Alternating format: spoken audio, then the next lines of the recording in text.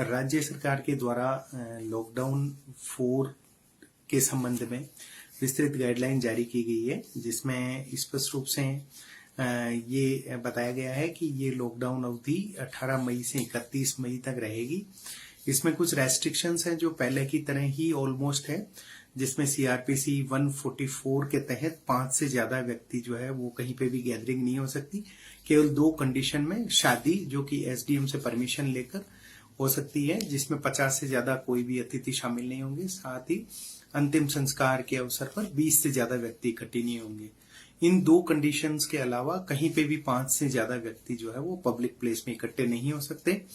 साथ ही इंडिविजुअल्स का जो मूवमेंट है वो शाम को 7 बजे से लेके सुबह 7 AM तक बिल्कुल भी अलाउड नहीं रहेगा। उसमें कुछ जो है वो लोगों को छूट है, जैसे जो एक्टिव फील्ड ड्यूटी पे है, चाहे प्रशासन, मेडिकल, डिस्ट्रिक्ट एडमिनिस्ट्रेशन के ऑफिसर्स हैं, मेडिकल केमिस्ट की शॉप्स हैं, इसी तरह से जो आईटी और टेलीकम्युनिकेशन कंपनीज के जो एम्प्लॉयज हैं, जो कि नाइट ट्रेवल पास लेकर उसके बाद जो है वो 7 PM के बाद भी काम कर सकेंगे। साथ ही जो केमिस्ट की शॉप्स हैं उनको भी नाइट ट्रेवल पास लेना होगा। और एक इसमें ये दिया गया है कि इस 7 PM से 7 AM की पाबंदी से कोई भी ट्रक या करियर व्हीकल्स कैरिंग जो गुड्स को लेके जा रहे हैं, तो इनको किसी भी सूरत में कोई कंस्ट्रक्शन का मटेरियल लेके जा रहा है या वापस खाली लौट रहा है, तो ये बिल्कुल भी बाधित नहीं होंगे। सभी जो पब्लिक प्लेस हैं वो इस तरह से, चाहे वो शॉप्स हो, ऑफिस हो या फैक्ट्री हो, इस तरह से 6 PM तक बंद करने का प्रयास किया जाएगा, ताकि 7 PM से पहले एम्प्लॉयज अपने घर पे चले जाएं। सिर्फ ऐसी यूनिट्स जो कंटिन्यूअस नेचर की है या जिनकी नाइट शिफ्ट है या कंस्ट्रक्शन एक्टिविटी जो बहुत ज्यादा समर के टाइम में अलाउ की जाएगी, तो उनको इस तरह से जो है वो चलाया जाएगा कि 7 PM से 7 AM के बीच में कोई शिफ्ट इस तरह से नहीं हो कि लेबर बाहर निकले, ना ही इस तरह से कोई उनको इस अवधि के दौरान जो है फैक्ट्री से बाहर निकलने की जरूरत पड़े। साथ ही कुछ प्रोहिबिटेड एक्टिविटीज है जो पहले की तरह ही है, जैसे all domestic international air travels, metro rail, school, college, educational training, coaching institutions, ये सारे बंद रहेंगे। ऑनलाइन और डिस्टेंस लर्निंग जो है उसको बढ़ावा दिया जाएगा। होटल्स और जितने भी हॉस्पिटलिटी की सर्विसेज है वो बंद रहेंगी, सिवाय के अगर कोई क्वारंटाइन के लिए या गवर्नमेंट एम्प्लॉइज के लिए यूज की जाती है तभी वो खुलेगी। साथ ही रेलवे स्टेशन और बस डिपो के ऊपर कैंटीन्स जो है वो भी सारी बंद रहेंगी।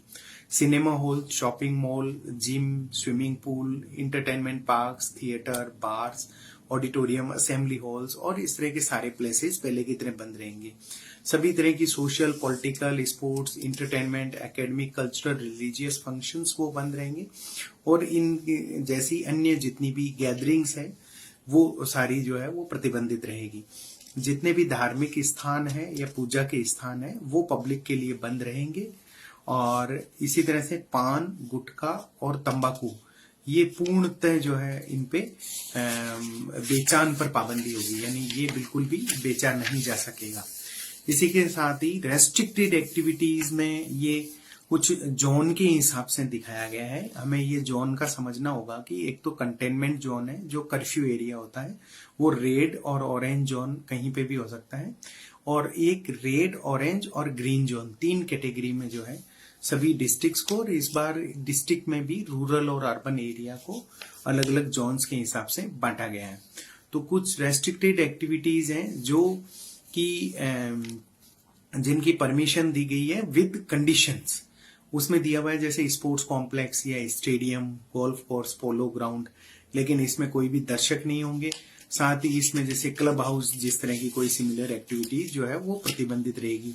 रेस्टोरेंट, भोजनालय या मिठाई की दुकानें जो है वो केवल टेक अवे के लिए और होम डिलीवरी के लिए चालू रहेगी। अदरवाइज उनके अंदर जो है, उनके प्रेमाइजेस के अंदर कोई भी कस्टमर जो है वो अंदर जाना उनके लिए अलाउड नहीं होगा। शॉप्स के लिए ये रेस्ट्रिक्शंस है कि शॉप्स तो सारी खुलेगी, बट सभी को मास्क पहनना होगा।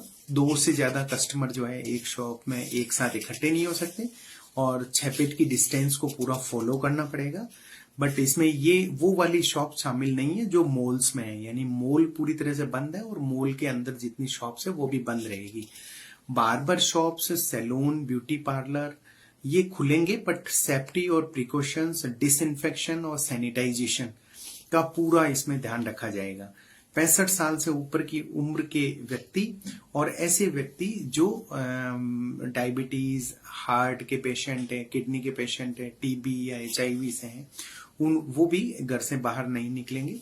इसी के साथ ही प्रेग्नेंट वुमेन्स और जो भी बच्चे हैं 10 साल से छोटे, वो भी केवल एसेंशियल या हेल्थ पर्पज से ही अपने घर से बाहर निकलेंगे, अदरवाइज नहीं निकलेंगे।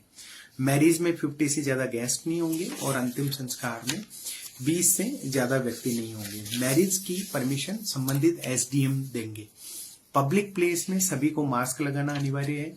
पब्लिक प्लेस में कोई भी थूक नहीं सकता, वो पनिशेबल होगा विद फाइन। 2 गज की दूरी सभी पब्लिक प्लेस पे, वर्क प्लेस पे रखनी जरूरी होगी। और लीकर, पान, गुटखा, टोबैको जो है पब्लिक प्लेस पे किसी भी सूरत में उनका कंजम्पशन नहीं कर सकते। इसी के साथ ही वर्क प्लेस के लिए कुछ अन्य डायरेक्शंस भी दिए गए हैं कि वहां पे स्कैनिंग और हैंड वॉश, सैनिटाइजर आदि की व्यवस्था हो। और इसी तरह से आरोग्य सेतु जो है वो ऐप जो है मोबाइल पे डाउनलोड की जाए। और साथ ही ये भी कहा गया है कि शिफ्ट वगैरह चेंज या लंच वगैरह जो है वो उनके ब्रेक्स इस तरह से किए जाए कि 5 से ज्यादा व्यक्ति एक जगह पे इकट्ठे नहीं हो, यानी भीड़ भाड़ नहीं हो। अगर इन सारे रेस्ट्रिक्शंस और कॉमन प्रिस्क्रिप्शंस जितने भी दिए हुए हैं, इनमें फाइन्स और पेनल एक्शन का प्रोविजन भी किया गया है अंडर डिजास्टर मैनेजमेंट एक्ट 2005 और under Rajasthan epidemic disease ordinance 2020, यानी कंप्लायंस के अभाव में इन दोनों के तहत कार्रवाई की जाएगी। उसके बाद आता है कि परमिटेड एक्टिविटीज कौन कौन सी हैं। तो सभी office, shop, establishment, factories, services और अदर एक्टिविटीज जो कि या तो प्रतिबंधित नहीं की गई है या जिन पे रेस्ट्रिक्शन नहीं लगाए हैं, उनके अलावा जितनी भी ये इस तरह के एस्टेब्लिशमेंट होंगे या फैक्ट्रीज, सर्विसेज है, वो जो है वो ओपन रहेगी या ऑपरेट होगी। उनको फर्दर अलग से कोई परमिशन की आवश्यकता नहीं होगी। बस यही ध्यान होगा कि सारे प्रिकॉशंस, सोशल डिस्टेंस के और सैनिटाइजेशन के, डिसइंफेक्शन के सारे वो प्रिकॉशंस लेने होंगे। और डिस्ट्रिक्ट मजिस्ट्रेट अपने विभिन्न डिपार्टमेंट के माध्यम से इनकी जांच कर सकेगा। और जब ये पाया जाएगा कि वो कंडीशंस को फॉलो नहीं कर रहे हैं, तो न केवल वो प्रतिष्ठान बंद कराया जाएगा, बल्कि उसके खिलाफ पेनल एक्शन भी स्ट्रिक्टली लिया जाएगा। अब आता है कि classification of districts in zones. तो जोन के हिसाब से कुछ प्रतिबंध है। पूर्व में सीकर जिला जो है वो ऑरेंज जोन में था और वर्तमान में रेड जोन में।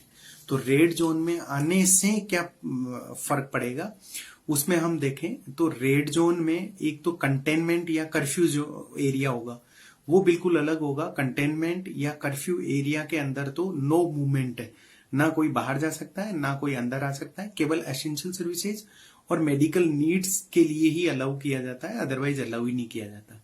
इसके अलावा रेड जोन में गवर्नमेंट ऑफिस या प्राइवेट ऑफिस जो है वो अपनी 50% क्षमता से चलेंगे। रेड जोन के हिसाब से पब्लिक और कम्युनिटी पार्क जो है वो बिल्कुल बंद रहेंगे। साथ ही कमर्शियल, इंडस्ट्रियल, सर्विस एस्टेब्लिशमेंट में जो स्टाफ है वो एज पर रिक्वायरमेंट ही होगा, वो जरूरत से ज्यादा नहीं होगा। और एक सबसे इंपॉर्टेंट है ट्रांसपोर्ट के मामले में कि कोई भी कमर्शियल पैसेंजर ट्रांसपोर्ट जैसे बस, taxi, auto rickshaw, cycle rickshaw नहीं चलेगा, है ना। किसी अन्य उद्देश्य के लिए अगर उसको परमिट किया गया है तो उसको छोड़कर अदरवाइज ट्रांसपोर्ट जो कमर्शियल पैसेंजर ट्रांसपोर्ट है, buses, taxi, auto rickshaw, cycle rickshaw, ये नहीं चलेगा। ऑरेंज जोन में ये चल सकता है, लेकिन रेड जोन में ये बिल्कुल भी अलाउड नहीं होगा। अन्य जितने भी जो रेगुलरली जो मूवमेंट है उसमें इंटर स्टेट, इंटर डिस्ट्रिक्ट जो पूर्व में बिल्कुल क्लियर किया हुआ है कि डिस्ट्रिक्ट के अंदर जो है वो मूवमेंट पे कोई अगर परमिटेड एक्टिविटी करता है तो उसके लिए कोई पास की जरूरत नहीं है। मेडिकल चीजें, एसेंशियल सर्विसेज के लिए पास की जरूरत नहीं है। इंटर डिस्ट्रिक्ट पास भी खत्म किया हुआ, और इंटर स्टेट में जो है वो SDM भी पास दे सकते हैं, even SHO, DYSP, DTO and RTO भी पास दे सकते हैं। और ऑनलाइन पास DM यानी जिला कलेक्टर के थ्रू होंगे और ऑफलाइन इन दूसरे ऑफिस के माध्यम से भी हो। तो हमें पूरी तरह से सीकर के लिए यही ध्यान रखना है कि सीकर जिला का अर्बन एरिया और सारी पंचायत समिति जो रूरल एरिया है सारे रेड जोन में है, और रेड जोन में होने की वजह से हम ऑरेंज जोन से इस चीज में ही अलग है कि हमारे जो ऑफिसेज हैं प्राइवेट गवर्नमेंट 50% क्षमता से चलेंगे, साथ ही पब्लिक कम्युनिटी पार्क्स बिल्कुल बंद रहेंगे, और कोई भी कमर्शियल पैसेंजर ट्रांसपोर्ट यानी कि buses, taxi, auto rickshaw, cycle rickshaw allowed नहीं रहेगा। इसके अलावा सारी जो रेस्ट्रिक्टेड परमिटेड एक्टिविटीज हैं पूरा डिटेल में पूरी गाइडलाइन जो है राज्य सरकार के द्वारा जारी की हुई है, जिसका हमें बहुत अच्छे से ध्यान रखना है और उसी के अकॉर्डिंग हमें कंप्लायंस करना है। Thank you.